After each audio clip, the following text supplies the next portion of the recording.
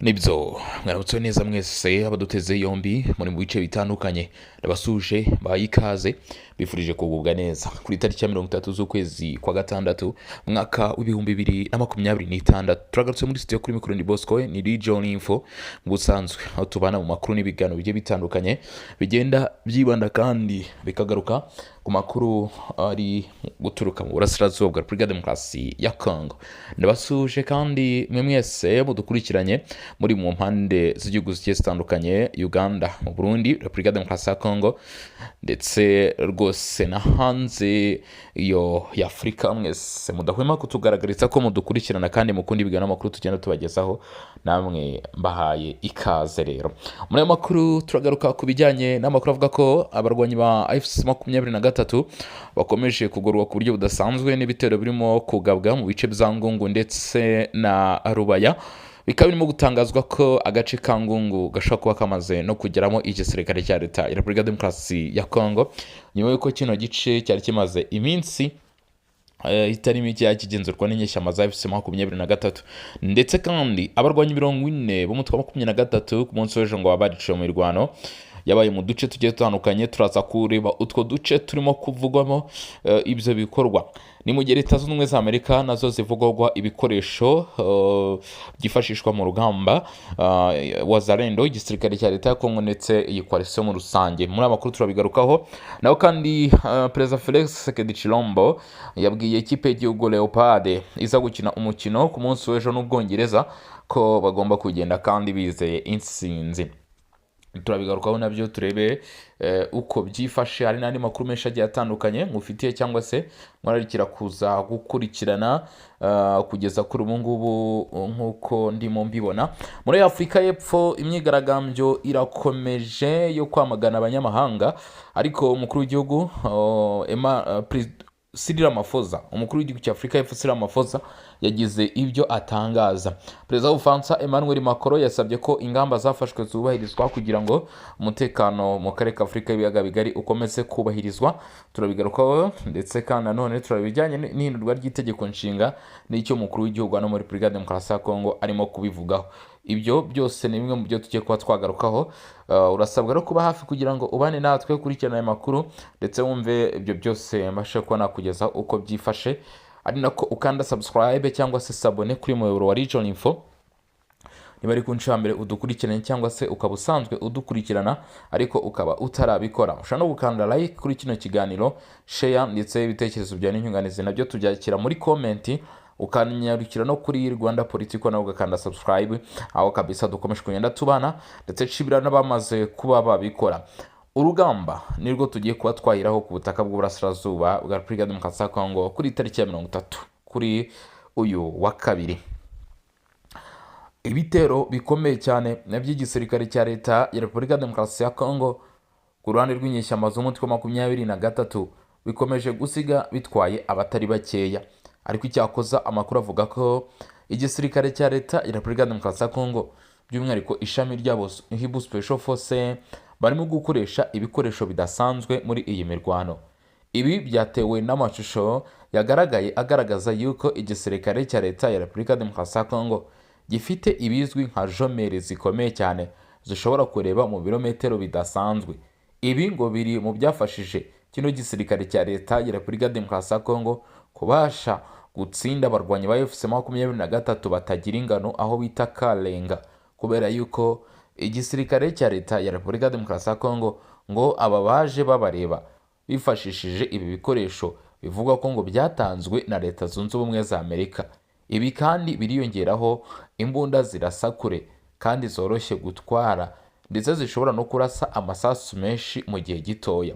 Ibi ariko biravugwa neza ko ngo ari ibikoresho byatanzwe na Leta Zunze Ubumwe za Amerika kugira ngo bifashe igisirikare cya leta ya Repubulika Demokarasi ya Congo gutsinda iyi ntambara.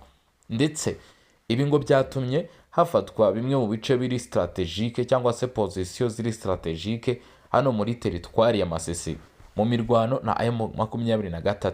Ubu tuvugana ngo imirwano irimo irasatira neza ibice bya Ngungu ndetse na Rubaya, nk'uko amakuru aturuka muri ibyo bice arimo kurushaho kugenda abitangaza.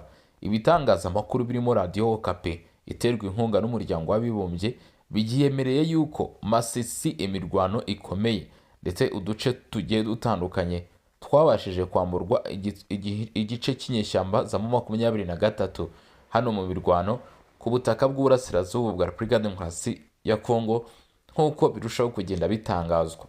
Ngo AFC M23 kandi ikirenzeho irimo iratakaza umubare mwinshi cyane w'abarwanyi muri iyi mirwano, ndetse amakuru neza avuga ko uyu mutwe wa M23 ku munsi w'ejo watakaje abagera kuri 40.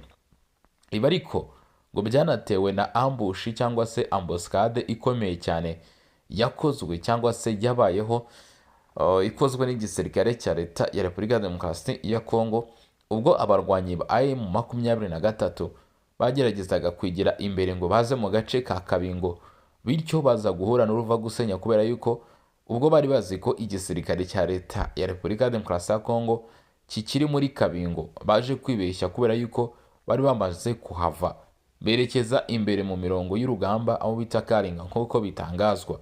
Ubu tuvugana AFC M23 muri ako gace ngo yatakarije ikintu bita abarwanyi benshi, bituma iri mu marira n'agahinda gakomeye cyane.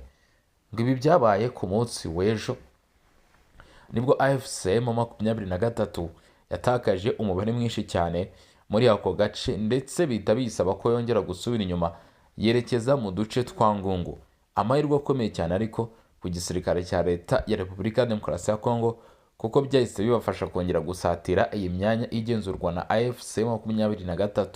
Ubu tuvugana amakuru avuga neza ko uruhande rw'igisirikare cya leta ya Repubulika Demokarasi ya Kongo, ukurikije uko ibintu byifashe, ngo bari muri kilometero nkeya cyane werekeza Ngungu, ndetse bamwe bakaba batangiye no kuvuga ko iyi Ngungu ishobora kuba yamaze kwinjirwa cyangwa se kugerwamo n'uruhande rw'igisirikare cya leta ya Repubulika Demokarasi ya Kongo, kuri pureshi ikomeye cyane y'ibitero bikomeye n'imirwano ikomeje kumvikana muri tuno duce.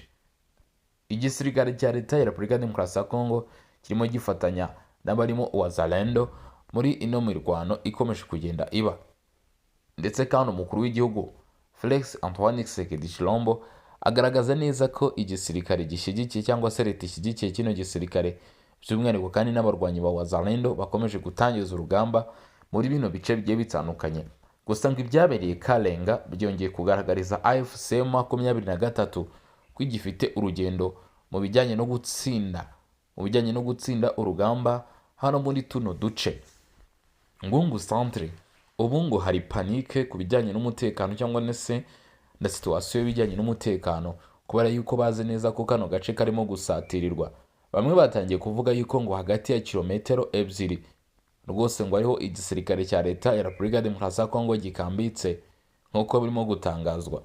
Ikirenzeho kandi amakuru avuga ko abarwanyi ba AFC M23 barimo baratakaza n'abasirikare bakomeye nk'uwitwa Colonel Karinda Prince, ndetse binavugwa ko hari umwe mu bafite ipeti ryo ku rwego rwa majoro ushobora kuba yaratakarije ubuzima muri bino bitero bakomeje kugabwaho. Umuvugizi w'abarwanyi ba AFC M23 mu makuru yashyize hanze yavuze ko ngo ibitero barimo kugabwaho biri kwibasira imyanya ituwe n'abaturage, ndetse avuga yuko ngo bino bitero birimo gukoreshwamo drones indege zitagira abapilote zirimo kamikaze ndetse na KT-6. Uyu kandi yanongeyeho yuko ngo bafite ingamba zikomeye cyane bashaka gushyira mu bikorwa, ngo kubera yuko batari buze gukomeza kwihangana babona igisirikare cya leta ya Repubulika Iharanira Demokarasi ya Kongo kibagabaho ibitero. Ingamba ndetse n'imyanzuro uyu Lawrence Kanyuka yateguje gukora ntabwo bizwi neza, gusa icyakoze bivuga ko ngo bashobora gutangiza ibitero nabo bigamije gusubiza inyuma ndetse no guhagarika urugendo rwa runo ruhande rw'igisirikare cya leta ya Repubulika Demokarasi ya Kongo hano ku mirongo y'imbere ku rugamba. Amakuru avuga ko Hibu Special Force y'igisirikare cya leta ya Repubulika Demokarasi ya Kongo ndetse n'abandi barimo gufatikanya ku mirongo y'imbere ku rugamba bongeye kwerekana ko badafite gutsindwa kandi bizeye intsinzi yabo ko igomba kugerwaho. Ibi kandi birashimangirwa n'amagambo y'umukuru w'igihugu ku munsi w'ubwigenge. Uyu Felix Tshisekedi Tshilombo kuri tariki ya 30 yatangaje yuko abatuye Repubulika Demokarasi ya Kongo ari igisubizo cyangwa se biri mu biganza byabo, kugira ngo igihugu gitere imbere. Yanatangaje yuko hari angana na miliyoni 319 z'amadolari y'Amerika yasabwe gushyirwa mu bikorwa byo kurandura ndetse no guhangana n'icyorezo cya Ebola. Yabwiye abatuye Repubulika ya Demokarasi ya Kongo ko iyi ndwara irimo kuvugutirwa umuti kandi vuba bidatinze igisubizo gishobora kuba cyamaze kuboneka ku bijyanye n'iyi ndwara, nk'uko amakuru arimo aturuka ku butaka bwa Repubulika ya Demokarasi ya Kongo ku byatangajwe n'uyu mukuru w'igihugu abivuga. Tukiri ku byo Felix Antoine Tshisekedi Tshilombo amaze kuvuga, intsinzi ikomeye cyane ku batuye Repubulika ya Demokarasi ya Kongo ku ikipe yabo y'igihugu mu mikino y'igikombe cy'isi. Ubu bageze muri knockout. Ikipe ya Repubulika ya Demokarasi ya Kongo igomba gukina n'igihugu cy'Ubwongereza ku munsi w'ejo nk'uko bitangazwa. Tshisekedi yagize icyo agenera abanyagihugu ndetse bari mu mikino y'igikombe cy'isi. Mu gice cy'ijambo cyaranzwe n'amarangamutima menshi, Perezida Felix Tshisekedi Tshilombo yashimiye ikipe y'igihugu ya Repubulika ya Demokarasi ya Kongo Leopard nyuma yo kwandika amateka yo kugera muri 16 cy'igikombe cy'isi ku nshuro ya mbere nyuma y'imyaka 32 ndetse no gutsinda Azerbaijan ibitego 3-1. Perezida Felix Tshisekedi Tshilombo ku ibyo aba Leopard bagezeho ngo ni ikimenyetso gikomeye cy'ubumwe bw'abanyekongo. Ahagira ati mu byumweru byinshi bishize ibyo tutahuragaho byasabwe n'ibendera rimwe twese twahuriyeho. Amajyaruguru n'amajyepfo, uburasirazuba n'uburengerazuba, abanyekongo baba mu gihugu ndetse n'aba mu mahanga, twese twatewe ishema n'umutima umwe. Ubwo yagezaga ubutumwa bwe ku bakinnyi mbere y'umukino bazahuramo n'Ubwongereza, Perezida Tshisekedi yagize ati mujye mu kibuga mutuje nk'abamaze guhesha icyubahiro igihugu, ariko kandi mujyane mu butwari bw'abazi ko amateka ataravuga ijambo ryayo rya nyuma. Mukine mwubahiriza amabwiriza, mugaragaze ubutwari n'ubwenge, kandi ikiruta byose mukine nta kwicuza. Yasoje ashimangira ko uko byagenda kose abanyekongo bose bazakomeza kuba hafi y'ikipe yabo. Agira ati uko imbogamizi zaba zingana kose, Repubulika ya Demokarasi ya Kongo turari ngo tubashyigikire tubinyujije mu bushake bwacu, amasengesho yacu ndetse n'ubufasha bwacu budacogora. Uwo ni Felix Tshisekedi. Tukiri kuri ibyo kandi, uyu mukuru w'igihugu yanakomeje ku bijyanye n'amabuye y'agaciro ya Repubulika ya Demokarasi ya Kongo ko agomba kuba amabuye agirira inyungu abatuye kino gihugu, abenegihugu kurusha abandi, mbere y'uko ajya kugirira inyungu abandi batari abanyagihugu ba Repubulika ya Demokarasi ya Kongo. Umva uko yabivuze. Ati igihe amabuye y'agaciro yacu yajyanwaga hanze mu buryo budateganyijwe cyararangiye. Perezida Felix Tshisekedi Tshilombo wa Repubulika ya Demokarasi ya Kongo yagaragaje icyerekezo cye ku bijyanye n'ubusugire bw'igihugu abishingiye ku nkingi enye zirimo umutekano, ubukungu, ikoranabuhanga rya digitale ndetse yewe na diplomasi. Mu rwego rw'ubukungu, Felix Tshisekedi yavuze mu buryo bweruye ko ubufatanye bw'ingenzi igihugu cye kirimo kubaka cyane cyane na Amerika bugomba kuba bushingiye ku ntego zisobanutse. Yagize ati ubu bufatanye bugomba kurengera inyungu z'ibanze z'abaturage ba Kongo, gushimangira ubusugire bwacu, guteza imbere inganda zitunganya ibikomoka ku mutungo kamere mu gihugu, kurinda no gukomeza urunana rw'ibikorwa by'ubukungu ndetse no guhanga imirimo irambye ku rubyiruko rwacu. Felix Tshisekedi yatangaje ko igihe amabuye y'agaciro ya Repubulika ya Demokarasi ya Kongo yacukurwaga agahita yoherezwa hanze agatunganyizwa ahandi hanyuma akagurishwa ku isi yose mu gihe abaturage ba Kongo bakomeje kubaho mu bukene, ngo cyarangiye. Ni nko guteguza ko kuri ubu Repubulika ya Demokarasi ya Kongo igiye gutangira kwitunganyiriza amabuye yayo akajya ajya hanze atunganyijwe, ibizatuma abaturage benshi babigiramo inyungu, iterambere ryabo rikarushaho kutumbagira mu kirere. Uyu mukuru w'igihugu kandi yavuze ko ibyo bitagomba gukorwa vuba kubera yuko amabuye y'agaciro cyangwa se umutungo kamere wa Repubulika ya Demokarasi ya Kongo mbere na mbere ugomba kugirira inyungu ndetse n'umusaruro abatuye Repubulika Iharanira Demokarasi ya Kongo mbere y'abandi bose, nk'uko yaje kuba abitangaza. Si byo gusa kandi bikomeje kugenda bitangazwa kubera ko bijyanye n'itegeko nshinga rya Repubulika ya Demokarasi ya Kongo naryo rikomeje kuvugisha benshi barimo n'abatavuga rumwe n'ubutegetsi, byongeye kuba byanagarukwaho kandi bikaba nanone byagarutsweho n'umukuru w'igihugu. Ngira ngo twumve nabyo uko byari byifashe. Mu ijambo Perezida Felix Tshisekedi yagezaga ku baturage ku munsi wo kwizihiza ubwigenge bwa Repubulika ya Demokarasi ya Kongo, yagarutse ku kibazo cy'itegeko rigenga referendum riherutse kwemezwa n'imitwe yombi y'inteko ishinga amategeko, rikomeje guteza impaka zikomeye mu gihugu imbere. Nubwo atigeze atanga igitekerezo cyo kubikubiye muri iri tegeko, Perezida Tshisekedi yashimangiye ko uburyo byatowe bukurikije amategeko n'imikorere isanzwe y'inzego za leta, yibutsa ko inteko ishinga amategeko ifite inshingano zo kungurana ibitekerezo, gufata imyanzuro no gushyiraho amategeko nk'uko biteganywa n'inzego z'ubutegetsi bw'igihugu.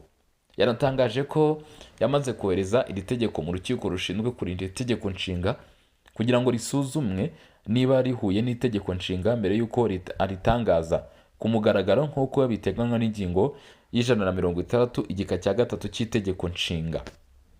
Umukuru w'igihugu Felix Tshisekedi yavuze yuko hari gukorwa ibishoboka byose kugira ngo habeho gusuzuma niba birimo gukurikizwa, ndetse anatangaza yuko vuba bidatinze abatuye Repubulika ya Demokarasi ya Kongo baza kumenya uko byose bimeze ku bijyanye n'ivugururwa ndetse n'ihindurwa ry'itegeko nshinga ryo mu 2006, aho byatangijwe ubwo umukuru w'igihugu Felix Tshisekedi Tshilombo yavugaga ko itegeko nshinga rero kugeza uyu munsi ritajyanye n'igihe.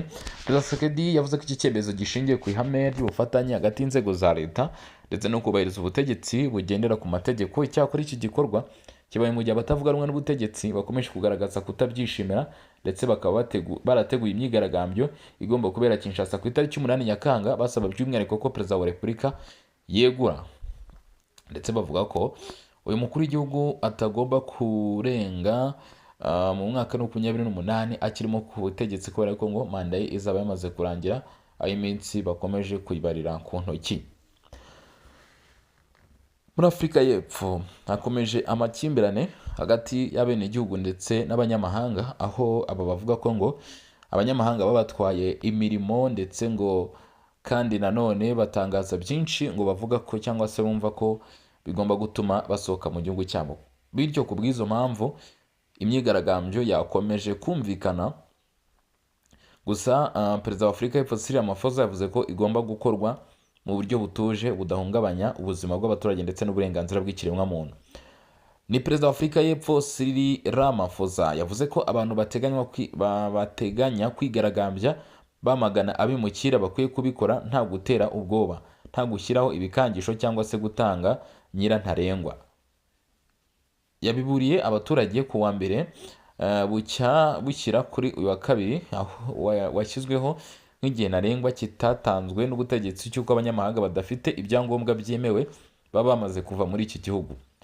Abanyafurika y'Epfo bavuze ko kuri uyu wa kabiri abanyamahanga bose baba muri Afurika y'Epfo bakaba bari mu buryo bunyuranyije n'amategeko bagomba kuba basohotse mu gihugu. Uyu mukuru w'igihugu Cyril Ramaphosa yavuze yuko mu by'ukuri ibyo bikwiye kwirindwa kubera ko bishobora guteza urugomo ndetse n'ingaruka ku baturage. Abaturage babarirwa mu bihumbi byinshi bakomoka mu bindi bihugu byo muri Afurika y'Epfo bamaze kuva muri Afurika y'Epfo mu byumweru bishize kubera ubwoba bw'uko bashobora gukorerwa urugomo. Umugabo w'umunyamalawi udafite ibyangombwa byemewe yavuze ko ngo yishimiye kuba asubiye iwabo, ariko ko ashengutse umutima kubera ko asize abana 4 bakiri bato. Ubwo imyigaragambyo yakazaga umurego mu mezi ya vuba ashize, Ramaphosa yakomeje kuburira abigaragambye ko bakwiye kubikora mu mahoro kandi bashyira mu gaciro, ari nako yemera ko hakenewe amavugurura ajyanye n'abinjira mu gihugu. Mu kinyamakuru asora buri cyumweru yibukije abaturage ati bamwe mu banyamahanga baba muri Afurika y'Epfo bari hano mu buryo bwemewe n'amategeko, barakora, bariga, batunze imiryango, bashora imari mu bukungu bwacu ndetse batanga umusanzu mwiza muri sosiyete yacu. Nabo bafite uburenganzira bwo kurengerwa n'amategeko yacu n'itegeko nshinga ryacu. Uburenganzira bwo kwigaragambya n'ubwisanzure bwo kuvuga icyo umuntu atekereza ntibwemerera abantu gushyira ibikangisho cyangwa se gutera ubwoba abandi cyangwa gukora ibikorwa byo kwangiza cyangwa se by'urugomo. Imibare ya leta igaragaza ko muri Afurika y'Epfo hari abanyamahanga barenga miliyoni 3 badafite ibyangombwa byemewe n'amategeko. Mbere y'icyo gihe ntarengwa kitashyizweho n'ubutegetsi, abimukira babarirwa mu bihumbi basanzwe bamaze ibyumweru byinshi bategereje mu nkambi z'agateganyo kubera ubwoba bw'uko umutekano wabo wahungabanywa, aho bavuga ko biteguye rwose gusohoka nyuma yo kubona ko abanya-Afurika y'Epfo bariye karungu cyangwa se bamaze kuba karume mu kugaragaza ko bifuza ko aba banyamahanga basohoka muri kino gihugu cyabo, kubera ko baravuga bati hari impamvu nyinshi zihari zigomba gutuma mutuvira mu gihugu. Ngayo nguko ngibyo ibyo muri Afurika y'Epfo, ngibyo byo muri Repubulika ya Demokarasi ya Kongo. Gereka bashimire, turasubira mu masaha imbere turana n'ibindi biraba bigezweho. Bisanzwe kuri mikoro na Bosco, iyi ni Region Info, mugire ibihe byiza.